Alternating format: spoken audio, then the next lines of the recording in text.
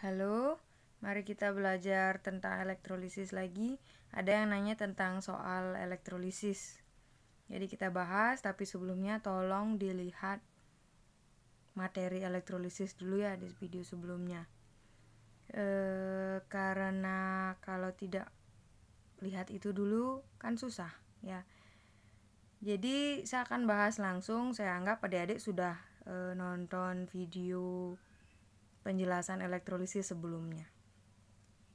Di soal elektrolisis ada leburan dan larutan nanti elektrolitnya. Itu sudah ada penjelasannya juga sebelumnya, apa maksudnya, apa bedanya leburan dan larutan. Langsung kita ke soal nomor 1. Langkah pertama kalau kita menjawab soal elektrolisis adalah menguraikan elektrolitnya. CaCl2 kalau diuraikan dia jadi Ca2+ dan 2Cl-. Habis itu reaksinya di soal katanya dengan elektrode gitu aja ya. Berarti kita anggap elektrodenya adalah elektrode inet. Elektrode inet tak inet, video sebelumnya juga tolong dipelajari. Reaksinya di katode, kita harus tahu dulu yang berada di sekitaran katode itu adalah karena elektrodenya negatif, berarti yang mendekat adalah yang muatan positif ya. Sama ada elektrode juga, tapi tidak ada air karena dia adalah leburan. Berarti yang kalau leburan, semua kation dia mengalami reaksi reduksi. Langsung reduksi ya, Ca2+ Ca. Karena reduksi itu adalah reaksi menangkap elektron. Terus di anodenya, karena muatan positif berarti yang ada di sekitarnya adalah yang min, Cl- sama elektrode. Bagaimana reaksinya, siapa saja yang bereaksi juga ada di penjelasan sebelumnya. Jadi tolong dilihat ya. Berarti Cl yang mengalami oksidasi ya. Cl- dia akan melepas elektron menjadi Cl2. Ini dikali 2 dan ini juga dikali 2. Kalau ditanya adalah reaksi selnya, berarti adik-adik tinggal menjumlahkan yang di katode dan di anode. Jangan lupa samakan dulu elektronnya. Itu sama seperti langkah penyetaraan dengan metode setengah reaksi. Ya, itu selanjutnya silakan adik-adik yang melanjutkan. Dijumlahkan antara reaksi di katode dan di anode. Terus yang nomor 2. Larutan PbNO3 2 kali dengan elektrode Pt. Larutannya sama, kita uraikan dulu. PbNO3 2 kali, dia diuraikan menjadi Pb2+ dan 2NO3-. Larutan ya. Larutan berarti kan ada airnya. Yang di katode ada Pb2+, ada air. Karena dia larutan, terus ada Pt. Elektrodenya ya. Nah, yang kalau di katode, di langkah-langkahnya itu ada di catatan sebelumnya di elektrolisis. Kalau di katode yang kita perhatikan pertama adalah kationnya. Ada syarat nanti, kapan kation itu mengalami reduksi, kapan kation tidak mengalami reduksi. Ya, jadi silakan dilihat di penjelasan elektrolisis itu. Pb karena dia bukan golongan 1A, 2A, AlMn, berarti dia yang mengalami reduksi. Pb2+ tambah 2 elektron menjadi Pb. Selalu ya menangkap elektron kalau dia di reduksi. Terus di anode ada ion negatifnya NO3-, ada air, ada Pt. Kalau di anode ada 3 hal mungkin yang kita perhatikan ya. Pertama kita lihat elektrodenya. Tapi Pt itu termasuk elektrode inet, ada 3, Pt, Cau. Ya, karena dia PT, dia inet, berarti tidak bereaksi. Jadi kita perhatikan anion. Tapi setelah kita perhatikan anion, ini ternyata tidak bereaksi juga karena dia adalah sisa asam oksi. Tidak mengalami reaksi juga. Berarti air yang mengalami reaksi. Ini tidak bereaksi karena dia elektroda inet. Air yang mengalami oksidasi ya.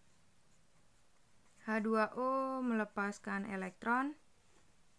Kalau mau bahas, ini H+ sama OH-.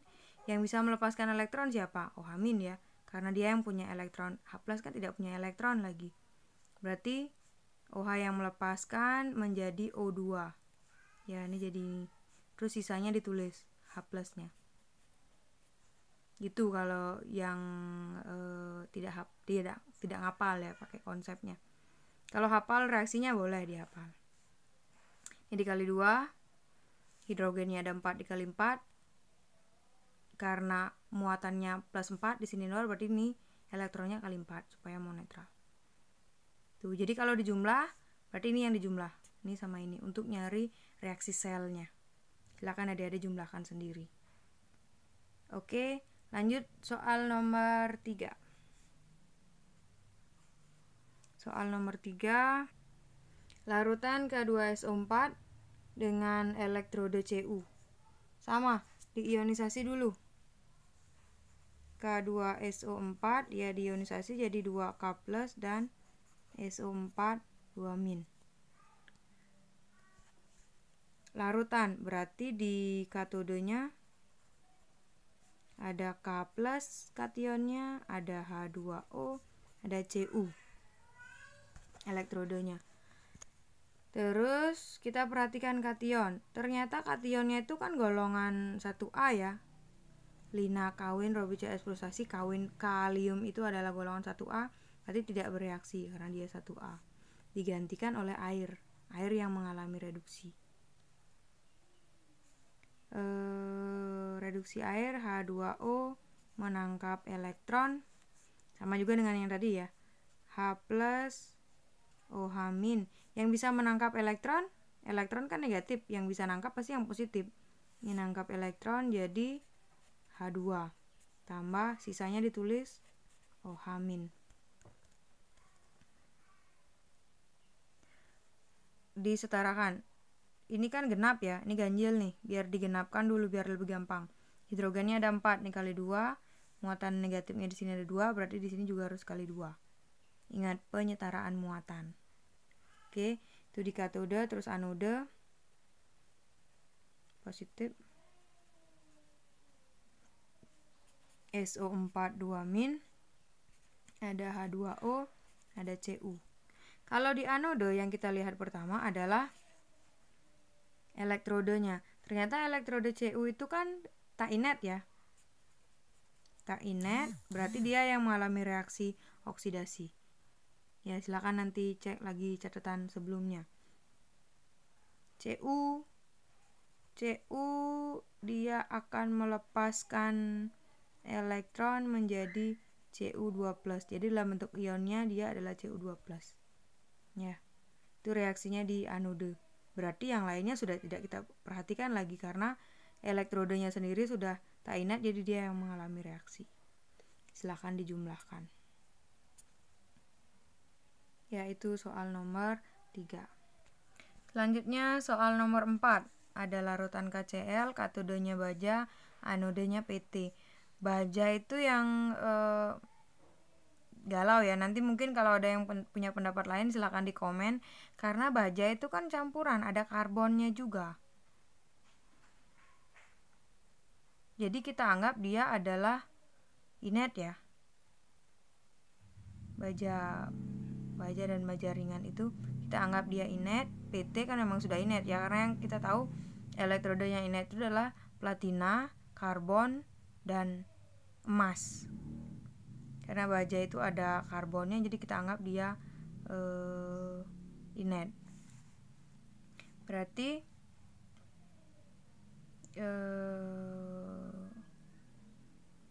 diuraikan dulu KCl K+ Cl- katode, ada K+, ada air karena dia larutan, ada baja. Tapi kalau di katode kan kita tidak merhatikan elektroda juga kan. Ya, jadi tidak masalah tadi inet atau tak inet. Pertama kita perhatikan kalium positif 1, sama juga ya. Dia tidak bereaksi karena golongan 1A, berarti air yang mengalami reduksi. Reaksi yang tadi, H2O tambah elektron menjadi H2 dan OH- disetarakan. Terus tuh di anode katanya ada Cl- H2O dan elektrodenya adalah PT. Jadi beda ya. Kalau memang beda antara katode dan anode, berarti yang kita tulis di sini juga beda. Ini elektrodenya baja, ini elektrodenya PT. Kalau di anode kita lihat elektrodenya dulu. Oh, ternyata dia inet. Kalau inet tidak bereaksi. Kita lihat Cl-. Oh ya, Cl- dia mengalami reaksi. Lihat lagi catatan elektrolisis sebelumnya. Penjelasannya di video sebelumnya ya. Cl-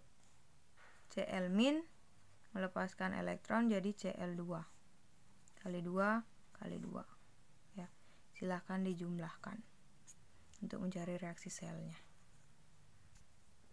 Terus soal nomor 5, larutan kadmium sulfat dengan elektrode besi. Uraikan lagi, CdSO4 ionisasi jadi Cd2+ dan SO4 2-. Terus di katode yang ada di sekitaran katode adalah Cd2+, H2O karena dia larutan, dan Fe. Di katode kita lihat kationnya pertama. Oh, ternyata Cd2+ itu bukan 1A, 2A. Jadi dia yang mengalami reaksi reduksi. Cd2+ tambah 2 elektron menjadi Cd. Terus di anode ada SO4 2-, terus ada air, ada Fe. Di anode selalu kita lihat ini dulu. Oh, ternyata dia tak inet. Bukan PtCAU ya, berarti dia sendiri yang mengalami oksidasi. Kalau tak inet mengalami oksidasi. Fe melepaskan elektron, dia jadi Fe2+, tinggal dikali 2. Silahkan dijumlahkan reaksinya untuk mendapatkan reaksi sel. Jadi seperti itu jenis-jenis soal-soal sel elektrolisis. Selamat belajar.